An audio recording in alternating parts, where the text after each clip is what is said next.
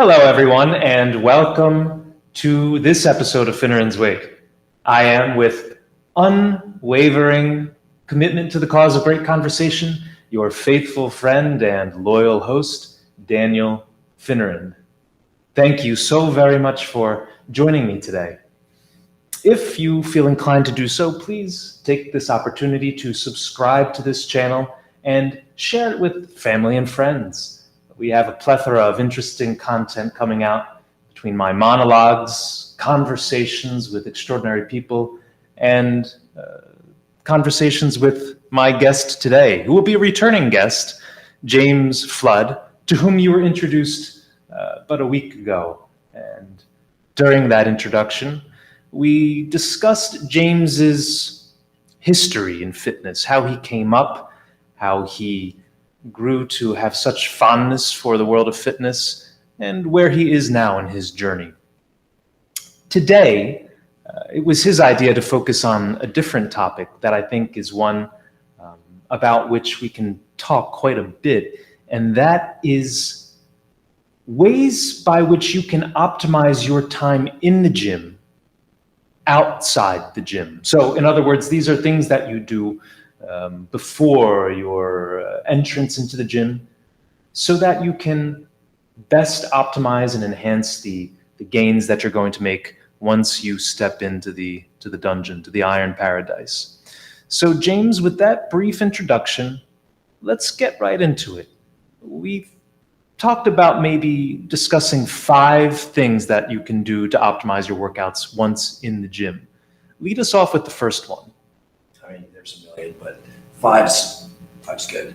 I'd say the first one I would focus on for everybody. Everybody's probably not doing this. Not everybody. I'd say a good majority is hydration, and not just water. Let's talk about water, because you can actually become dehydrated from drinking too much water.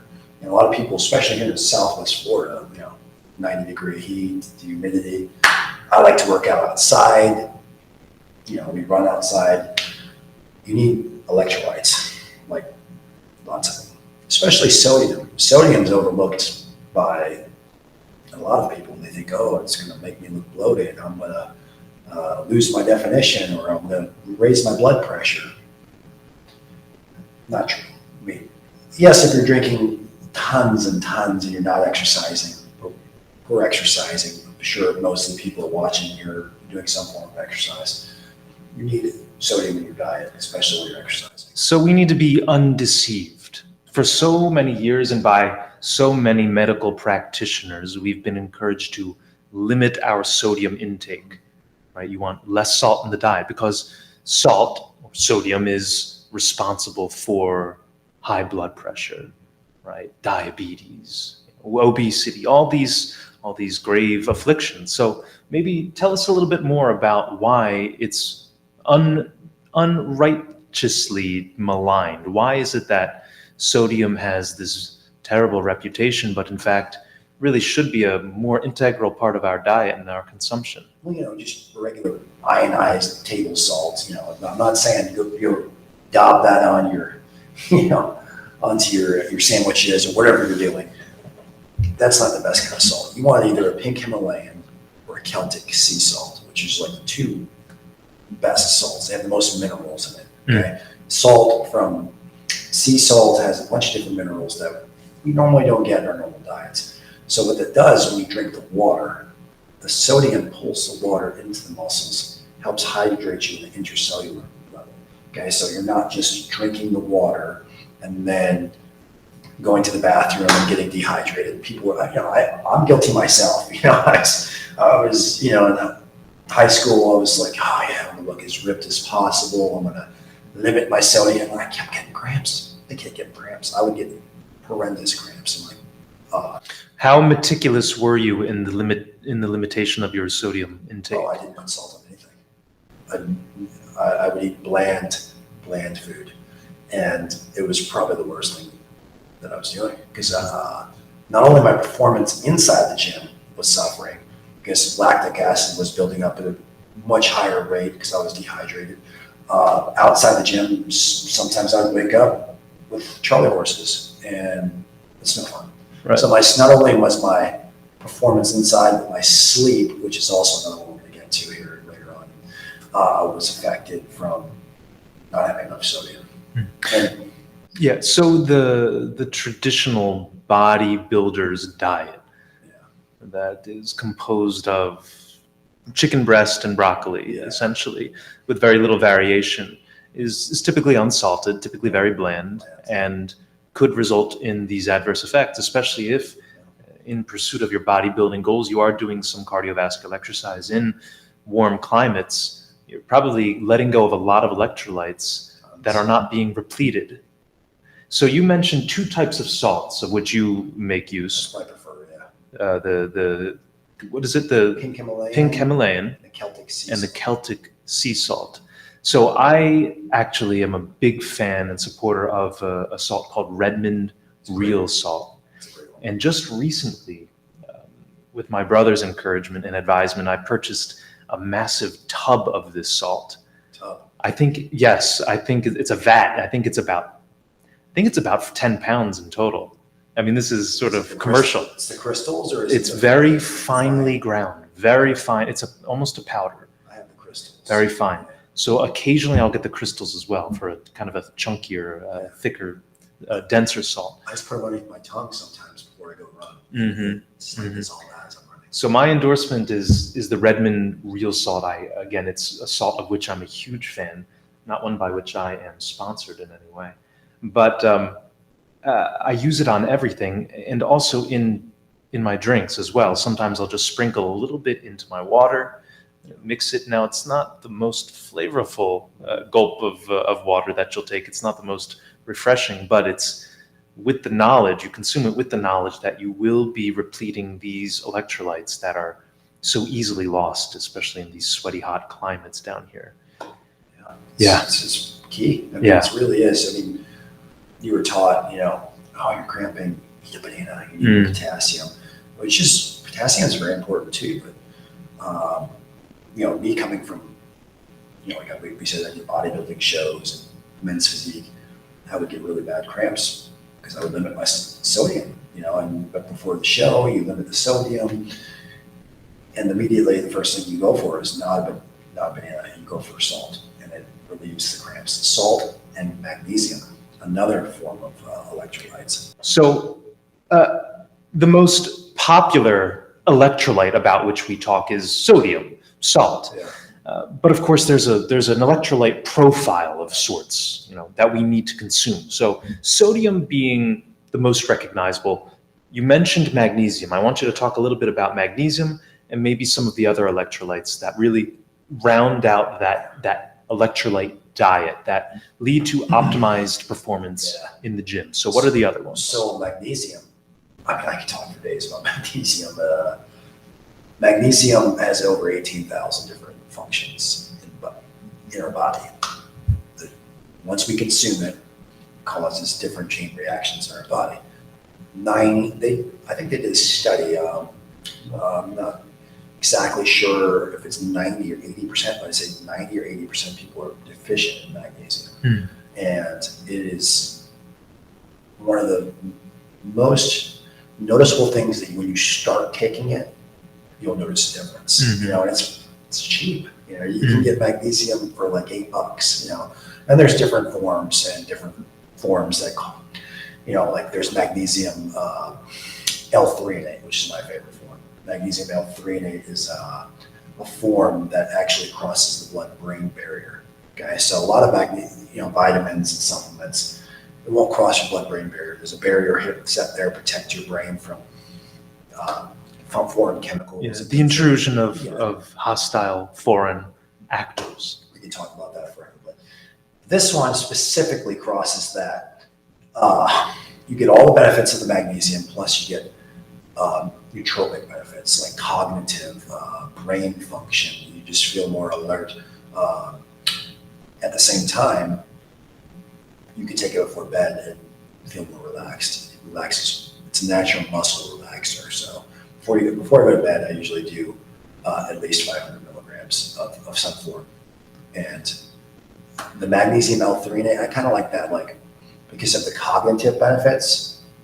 more so in the middle of the day, Hmm. before a workout or something like that.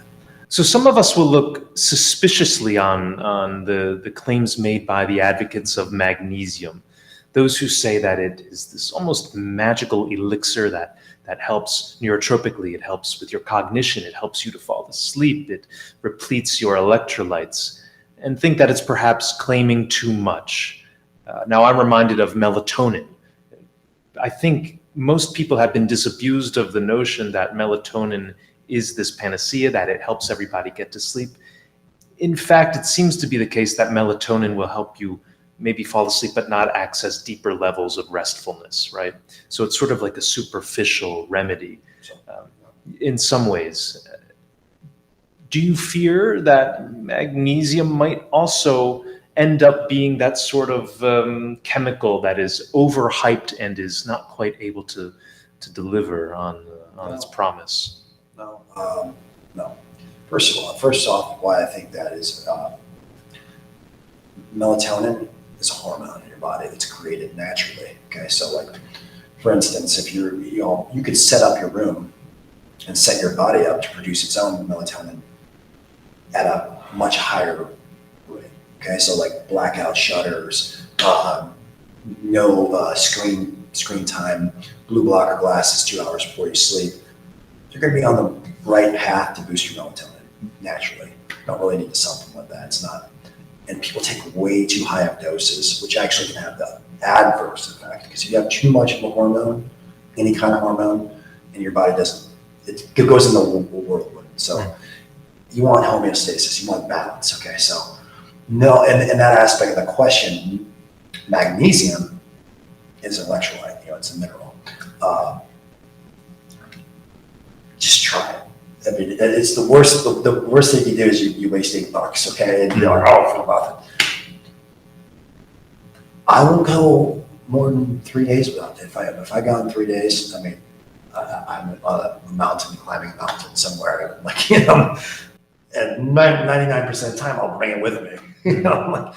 I have to check my bag and I have my vitamin bag. And are there any food substances in which magnesium is copiously represented, and maybe what are some of those food sources? A bunch of different fruits and vegetables that you can eat. It's mostly in fruits, okay? And you can get, to get the form I was talking about, the L-threonate form, you need to get in supplement form, which is, in this day and age, the fruits and the soil quality. I think that what they were saying, I saw this study, to get the same amount of vitamins and minerals from one apple 50 years ago, you'd have to eat like 30 today, just because of the soil quality. The depletion of and the degradation of the soil quality. That's why I'm such a big believer in good, high quality supplementation. I'm not saying go buy like any kind of supplement. Make sure they're where they're sourcing good quality stuff, and they're not getting stuff out of season and doing some weird kind of farming.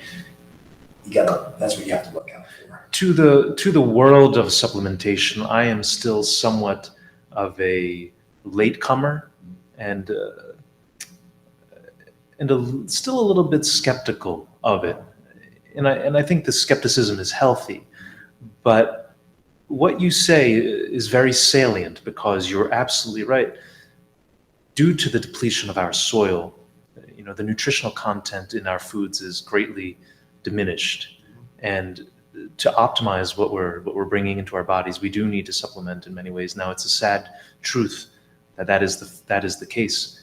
I feel maybe a little bit ambivalent about that, because on the one end, we do have a larger population to feed than we did maybe 100 years ago or 200 years ago, when the food was more nutritious. So in order to distribute more apples, let's say, just using a simple example of a fruit of which you made mention, to enable us to distribute more apples to more mouths, you need vast orchards growing. You need to be outsourcing them to different countries where maybe the treatment of the soil is less scrupulous, and they're not turning over the crops the way they might, or cross Genetically modified. or genetically modifying, of course, which isn't necessarily a bad thing. It's not a necessary evil, but in some iterations it can be. On the other end, though, we are producing more food, which is a great boon to the human population, but it's also in a greatly nutritionally reduced form, of course, and that's not. There's a lot of food I wouldn't eat. Yeah, that's also true. Yeah. That's also true. It's I could go down the rabbit hole and talk about this. Let's not. We won't go too deep. I mean, we can dedicate an entire episode to magnesium. We can dedicate an entire episode to the depletion of the soil and the fact that our nutritional content is not what it once was. And of course, listeners and viewers, if you're interested in these types of things, you can leave a comment below. You can, of course, email me. You can send a letter via pigeon to James. I'll give you his P.O. box after this.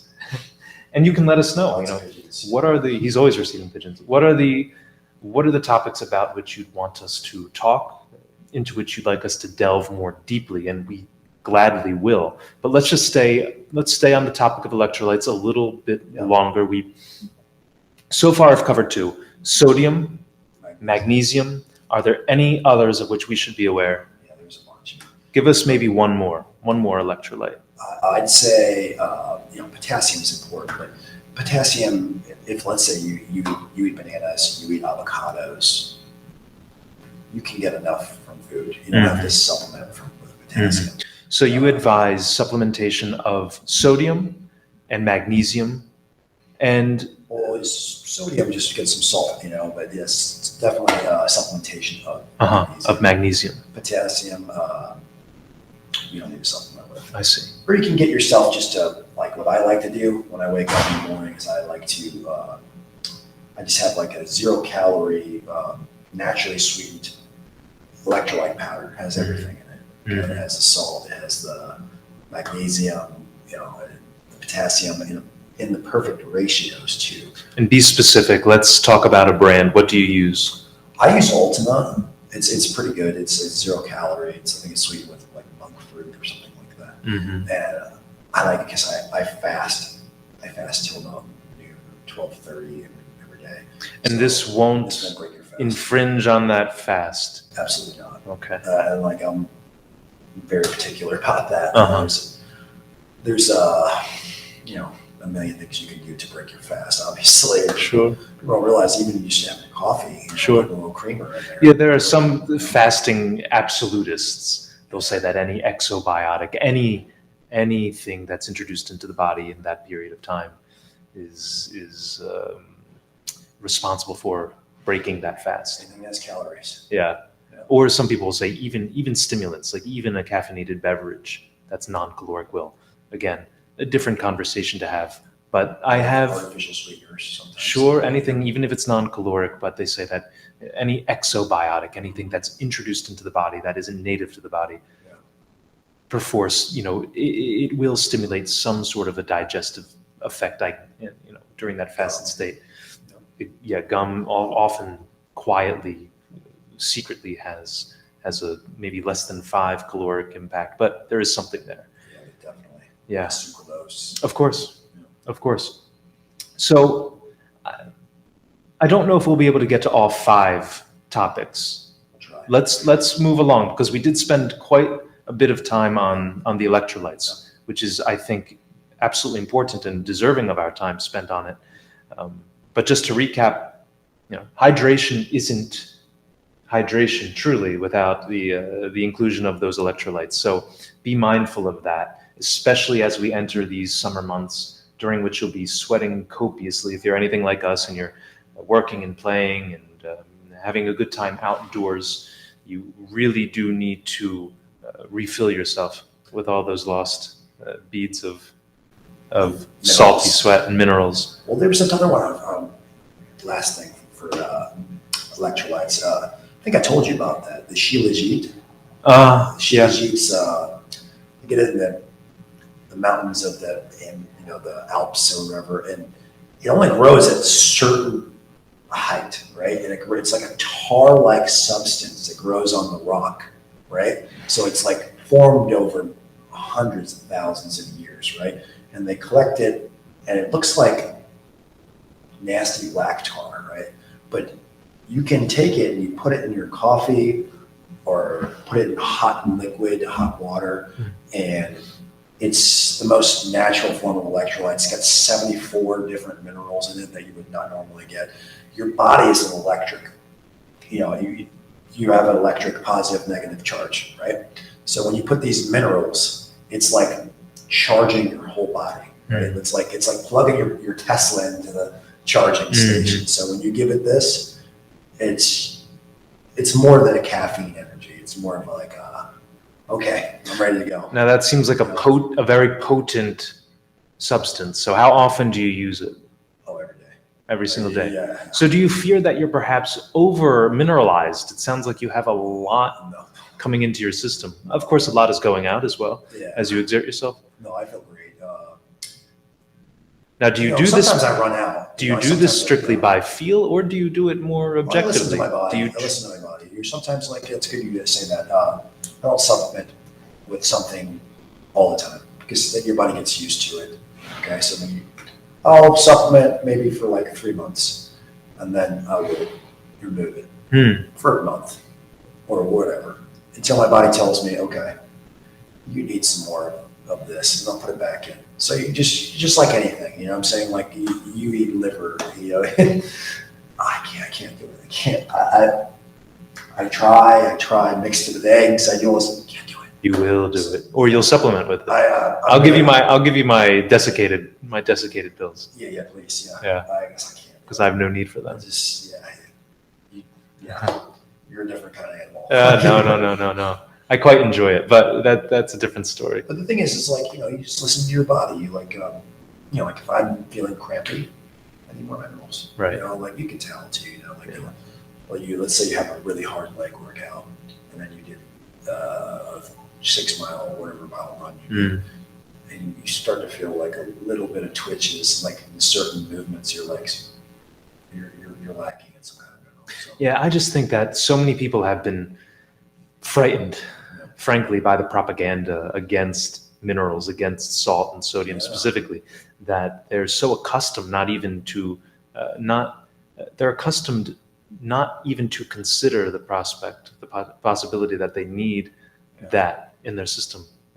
So I think that was my problem for a long while. I wasn't actively seeking sodium to sprinkle on foods or to add to my beverages because the wisdom, the received wisdom, was that it was not only unnecessary but injurious to one's health. I've actually, just coming, like I said, from bodybuilding, and I've seen the dark side of like not enough sodium. Like there's deep diseases that people can get from having too low of sodium where they can actually die. And I've seen people seize up like completely, their legs lock up, like when they can't move because they did. Not only did they, let's say they depleted their sodium and then they took a diuretic too to look extra, and for what? To do what? To have more pronounced vascularity? Is that the idea? Yeah, well, it's definitely, but pulls the water from underneath the skin. But the whole pulling of the sodium is when you do the diuretic at the same time is very dangerous. Oh, very dangerous. Most of the diuretics that these people take are potassium sparing. So what it does is it pulls everything else besides the potassium, which is, in keeping your heart. Oh yeah, you have to think about the electrical conductivity of the heart. Think back to your high school biochemistry textbooks when you had those ion channels, right, across which you would have these very electrolytes, potassium, sodium, potassium pumps, working to shuttle these integral little ions to enable you to live. And now you are in the pursuit of your optimal physique, depleting yourself of these things, probably totally terrorizing your internal electrical system, your bioelectrical system. Sometimes it takes months for these people after they're done competing to counteract the water weight gain that they get. It's called the rebound. They get well, first they're doing like very low calories, and then they just go straight into eating whatever they want because they've suffered. That throws them. Yeah. We'll continue on that. Sure, I'm sure that's ruinous to the body. And I It's can only terrible. imagine It's the that. opposite. I can only imagine the amount of cortisol released, the stress that. I'm getting cortisol thinking. Yeah, just thinking about it, the stress that one undergoes and having to suffer through that. So let's withhold any further conversation about that for now. You can see it's starting to get a little dark. Oh, yeah. The tan complexion is getting even darker. We're going to start Disappearing beyond changing- my last episode. changing hue. That's why I wore this bright green shirt, and you your bright orange shirt. Yeah, hopefully, you look like in Easter contrast. eggs. This is great. So festive. I had to go sleeveless like you. Oh, Like, naturally. Last time you went sleeveless. Why, hey, that's just me. He knows all the angles. Like this. See, James came prepared this time. Yeah, honestly, He's you were not- much more photogenic. You were now. not going to out-angle me this time, buddy. So we, as I said, we spent a little time there on electrolytes, on hydration.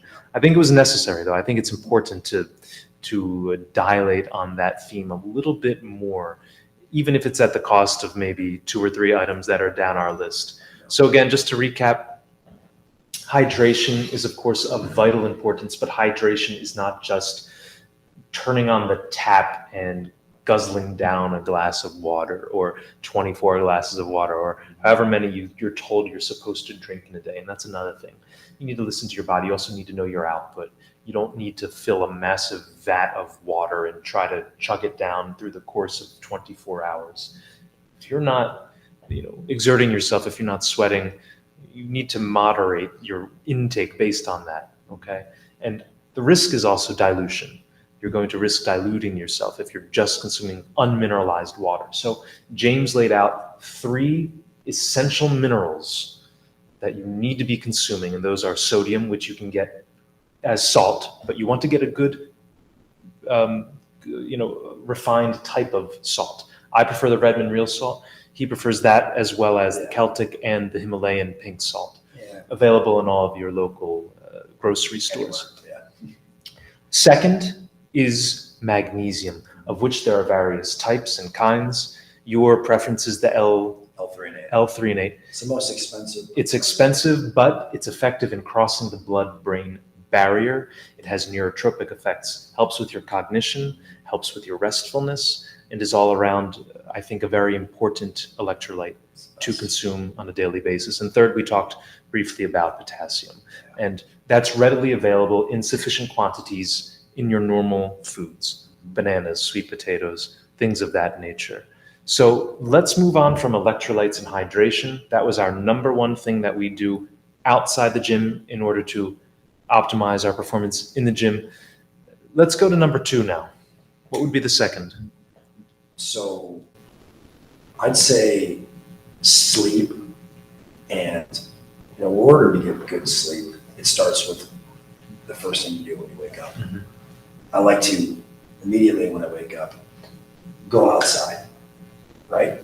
All I do is as the sun's rising, I don't use alarm clock. I have it's my circadian rhythm. It's built now. I'm up at the same time. At about what hour? Usually about like 6:45, 6:30. Uh-huh. So I'm up. I'm ready to go. And you go immediately outside? It depends. Some days I got clients earlier, so, but the first thing I don't do is not go exactly outside. First thing I do is go take a really cold shower. Okay. Okay. Just cold as it can be, right? Uh-huh. So what that does is that immediately wakes my body up, right? I don't need coffee. I don't drink coffee first thing in the morning. Coffees are fine. I'm not against it. First thing in the morning, you don't want to do that. It's going to mess with your cortisol levels and your testosterone production. So you want to wait like a couple hours, maybe an hour. If you can postpone an hour, you're better off. So jump in the cold shower. I started doing it, right? Because I don't have a cold plunge, so it's unfortunate, but cold shower is pretty good too, especially when it's first thing in the morning because it's not too hot yet. The shower's really cold. What it does is it sends blood.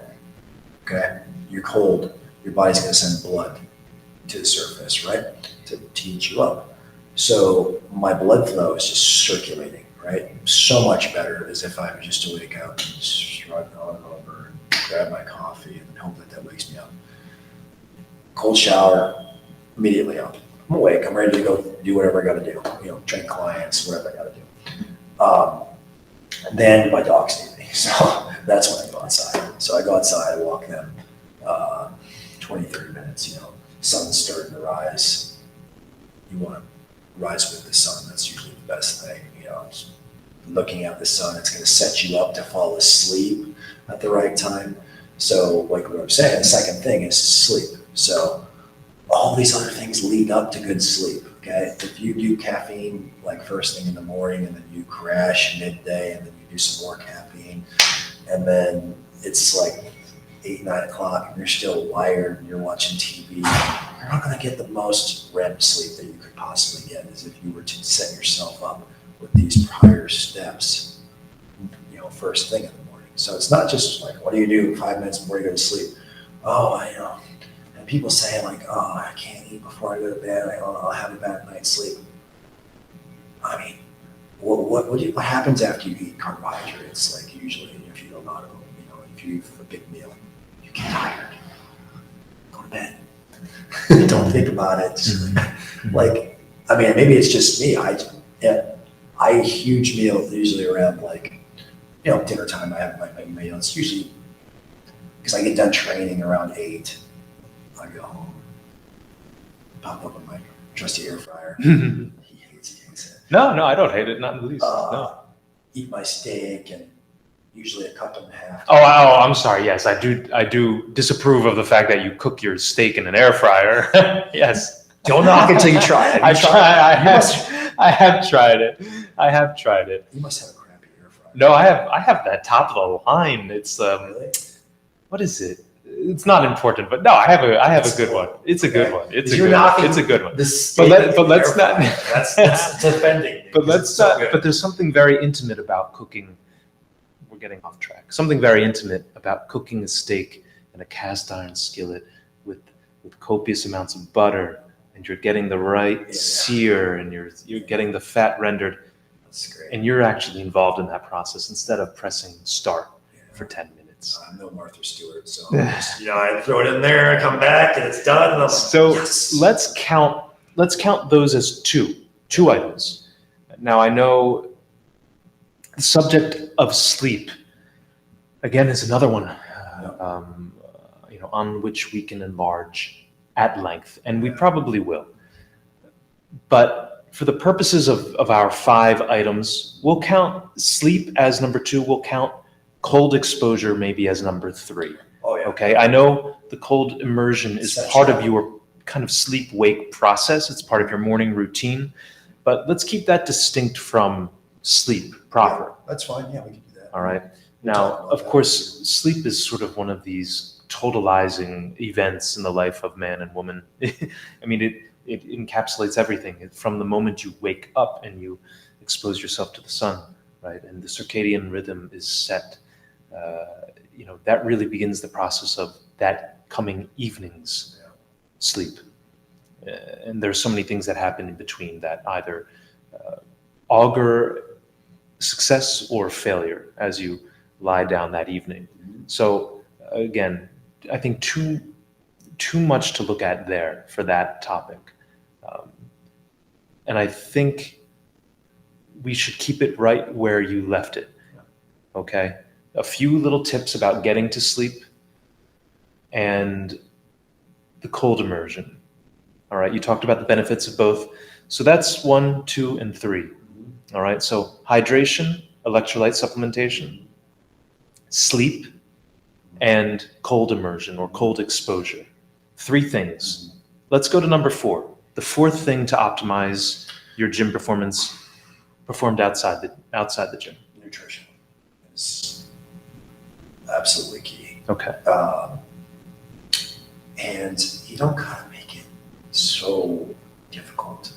You don't gotta I gotta have blah blah blah chicken and rice and all this. You don't have to be that difficult. In brief, why don't you give us your concise fundamental philosophy as it regards to nutrition and food? What would that be?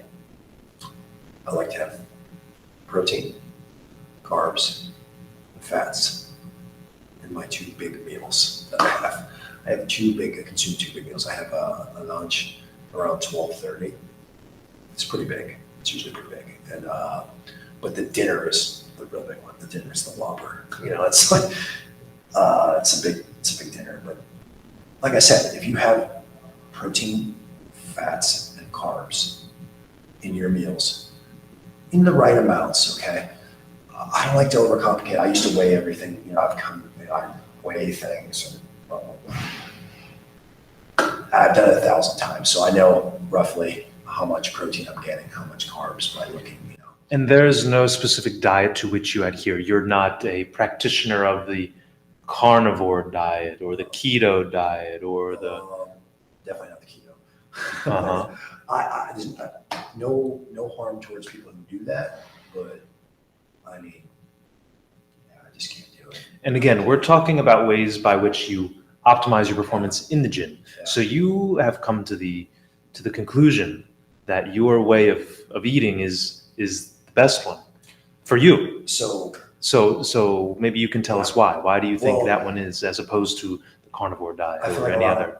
Carnivore diet has its benefits. I mean, I eat steak, red meat every single day, and I've had lots of clients who I've helped with their nutrition, and they eat steak almost every day too. And my clients do blood work. They do, because that was another thing. Don't eat red meat every day. Your cholesterol is going to go through the roof. Now, is this under your advisement? Do you advise them to get the blood work? Oh yeah, I tell my clients to get blood work. Yeah. It's just most of them. I mean, you could have the most perfect diet, perfect exercise routine, but if something's off, vitamin wise, it's not going to. It just kind of like makes it fine-tuned for me, so I can say like, oh, we'll just add a little bit more of this, and then you're going to feel better in that deal. But going back to the meat, their lipid levels improved. Like after eating, like it's not like their HDL and LDL is going to go for that.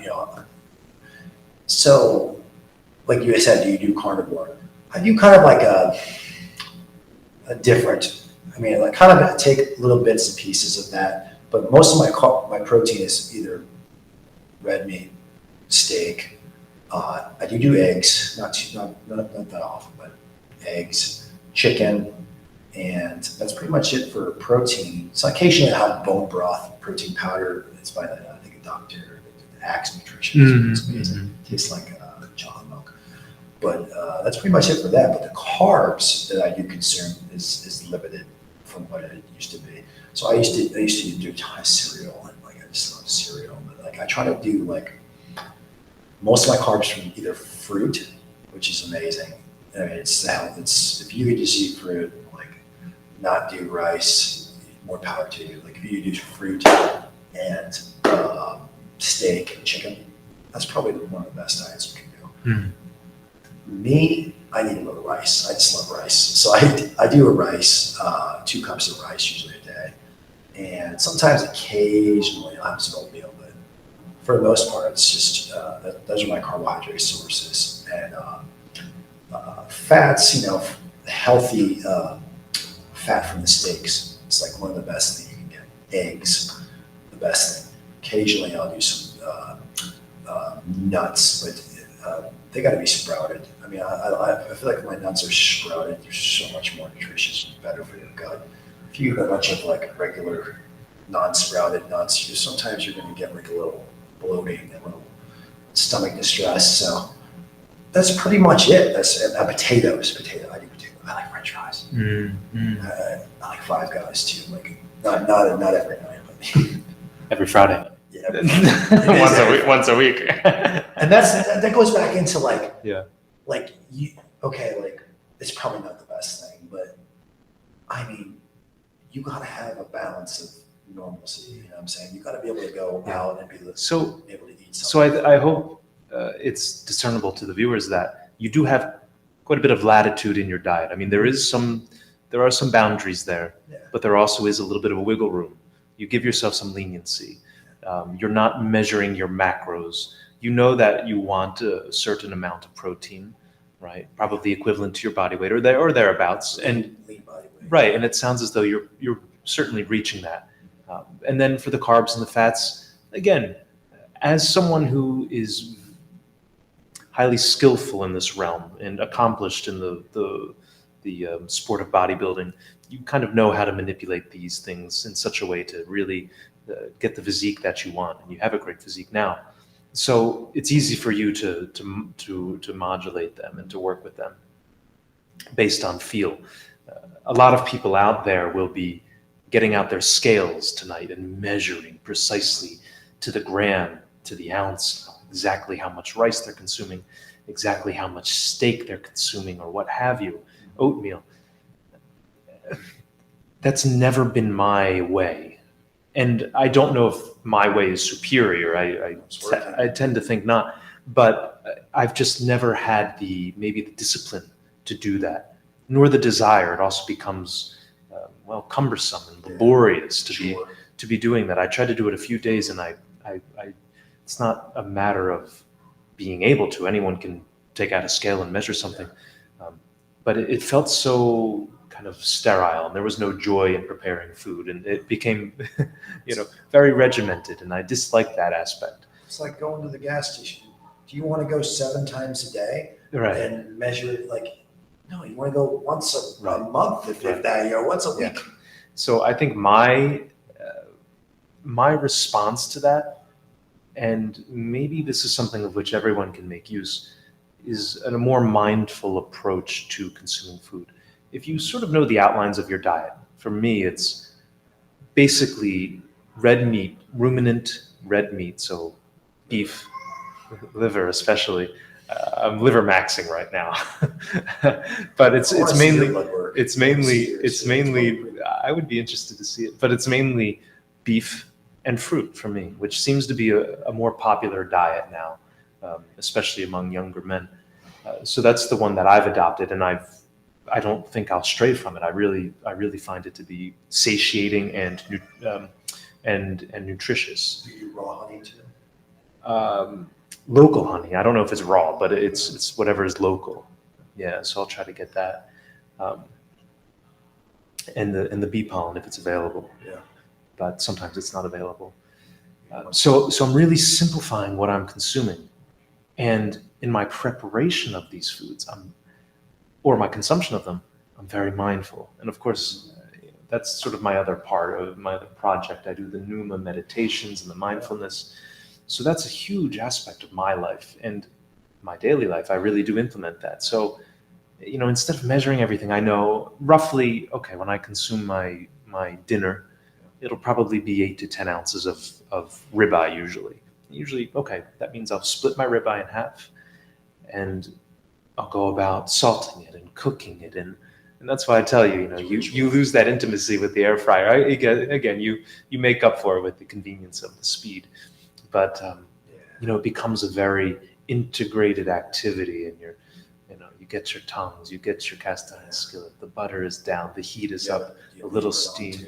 What's that? Do you have a special apron? I do have an apron. Yeah. I have a black apron. I wear it every time.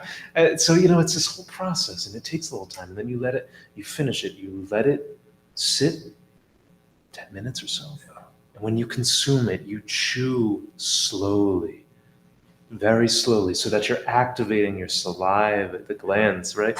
They need to break down everything into that chyle, that easily digestible kind of bolus that then pass through.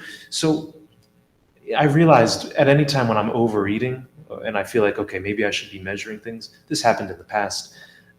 Once I adopt a more mindful approach, it's almost unnecessary to begin measuring things because you're slowing down. You're actually thinking about what you're taking in. You're being grateful for what you're taking in. A lot of ailments disappear too. I mean, you're limiting, like you're doing fruit and meat. Mm-hmm. So you're limiting all these other artificial oils and just seed oils and just things that are really going to wreak havoc on your immune system. Allergies. I mean, if people would just simplify their diet, to do what he's talking about. I mean, even if you don't do it 7 days a week, if you do it 5 days a week, okay, and then the weekends you do whatever, a couple things, 5 guys, you're going to be 90% better. Yeah. And you're not going to have like heartburn and all this other stuff like that, like just modern medicine says throw a little antacid on. Yeah. It's just simple things like we were talking Right, about. and we did talk earlier about the depletion of some of the nutritional content in our fruits. So I don't want this to seem like we're being hypocritical, but still, if you're getting them as organically sourced as is possible, and you're supplementing in the right ways, then you're really getting a very wholesome. You're approaching your diet in a very wholesome way. So again, another topic on which we could spend an entire episode. We'll name that our 4th of 5 things that you do outside the gym to optimize your performance in the gym. What is your 5th, James? My 5th would be, I would say, sunlight, like just vitamin D. And it's not just from supplementation, because I do some occasionally do that, but I try to go outside. And this is really goes hand in hand with also what I like to do. I like to go out. I like to go out. My girlfriend calls me a hippie, but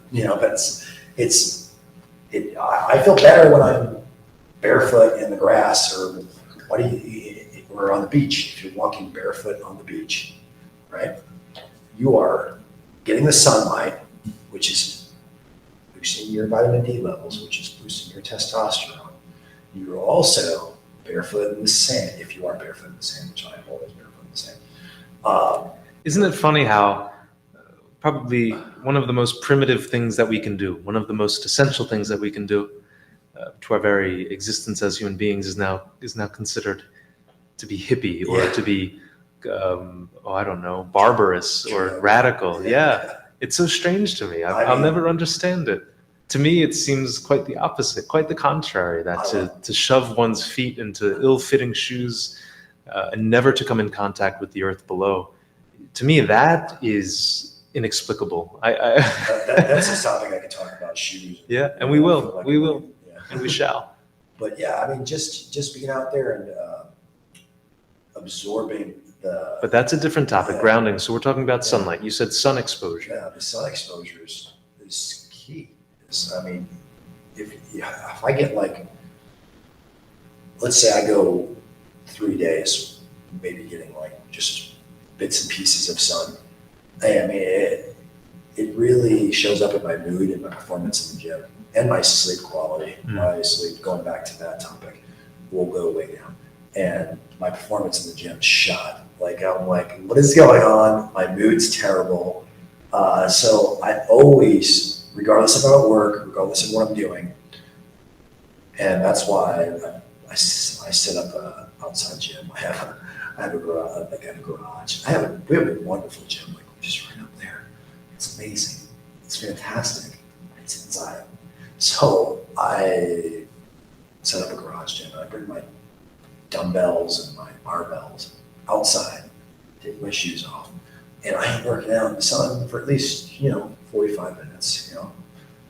I like to run outside for the same reason, to get sun. I could talk for days and days about like the benefits, but my mood's better. You have to be,